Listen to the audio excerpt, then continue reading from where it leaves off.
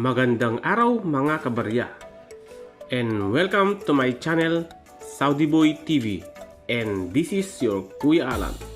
Sa mga bago ko pong subscribers at mga viewers, ay welcome po kayo sa aking munting channel. Sa mga senior citizens kong viewers po at silent viewers, maraming salamat po sa walang sawang panunood at pagsubaybay ng aking mga videos. At kung bago ka naman po sa aking munting channel, ay huwag mong kalimutan i-like, mag-subscribe ka na at pindutin ang notification bell para updated ka palagi sa panibago kong video. About po ito sa old coins, rare coins, common coins, foreign coins at sa mga banknotes. At kung gusto mo naman pong magpa-shoutout ay mag-comment ka lamang po sa comment section para sa susunod kong video ay maisama ka sa shoutout.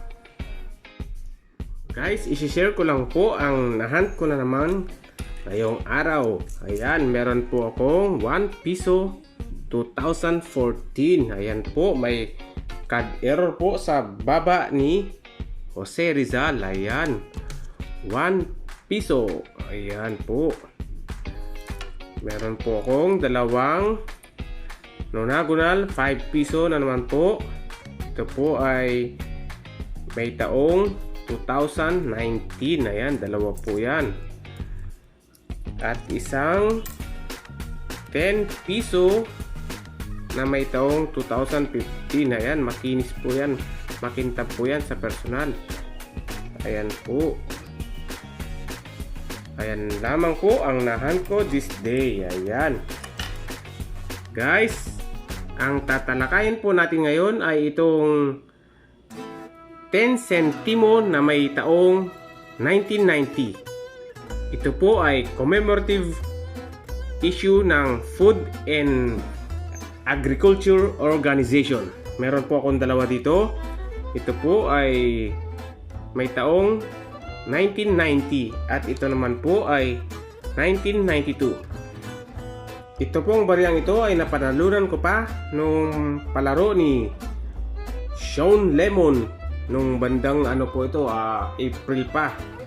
Ayan, napanalunan ko po yan. Ayan. Narito po ang features ito. Country, Philippines. Period, Republic, 1946 to date. Type, circulating commemorative coin. Years, 1983 to 1994. Value, 10 centimo. Currency, piso, 1967 to date. Ang composition po nito ay aluminum. Ang weight niya po ay 1.5 grams. Diameter, 19 mm. Thickness niya po ay 2.3 mm. Ang shape niya po ay round. Orientation, medal alignment. Demonetized na po ito noong January 2, 1998. References, KM number 240 at ang SCON number po ay 81. Ito po ay commemorative issue ng Food and Agriculture Organization, World Conference of Fisheries. Ang nakikita nyo po guys ay ang kanyang obverse, Francisco Baltasar, facing left, and the date below along with the country name at the top around rim. Lettering, Republika ng Pilipinas, Francisco Baltasar, 1990. Translation, Republic of the Philippines, Francisco Baltasar, 1990. At ngayon guys ay dadako na tayo sa kanyang reverse. Fish below the date. Lettering, 10 centimo. Pandaka pygmaea. Translation, 10 centimo. Pandaka pygmaea. Ang edge na po ay smooth. Ayan, smooth po. Guys, konting trivia po sa isdang Pandaka pygmaea. Ang Pandaka pygmaea, ang English po ay dwarf pygmy goby. Ay isang uri ng isdang tropical na nabubuhay sa tubig tabang mula sa pamilyang Gobiidae. Isa ito dating tinuturing na pinakamaliit na isda sa mundo kung susuriin sa masa, at isa rin sa pinakamaikling isda pantubig tabang. Ang mga may gulang na mga lalaki ay umaabot hanggang 1.1 cm, habang ang mga babae naman ay lumalaki hanggang 1.5 cm.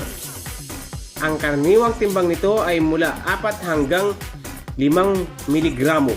Natawag itong biya at tabyos sa Pilipinas. Ayan guys, ang konting trivia ng isdang Pandaka pygmaea. At ngayon guys ay dadako na po tayo sa update price nito sa Numista. Sa very fine po ay may halaga po itong 12.02 pesos. Sa extra fine naman po ay may halagang 28.61 pesos. Sa uncirculated po ay may halagang 172.79 pesos. Ayan po ang tatlong update price ng ating barya na 10 sentimo na may taong 1990. At ngayon guys ay dadako na tayo sa ating shoutout portion sa mga nag-comment sa ating previous video. Mega shoutout po kay Kennedy Supergirls, Shaira D, Filipina in Central Pen, USA, Pyrite Channel, Jerry Valduesa, Mario Victoria Coins, Ren C, Greg A. Ahero, Melanie Lim, OFW Coin Collector, at sa aming team na Team Alliance at Team Milka and YT Friends. Isya-shoutout ko din po ang ating mga frontliners at mga OFWs around the world. Mega shoutout po sa inyong lahat. Ayan guys, hanggang dito na lamang po ang ating konting impormasyon at update price ng ating barya na 10 sentimo na may taong 1990. Sana guys ay may nakuha kayong konting impormasyon mula sa baryang ito. Maraming salamat po sa walang sawang panunood at pagsubaybay ng aking mga videos. Hanggang sa muli, mag-ingat po kayong palagi. God bless.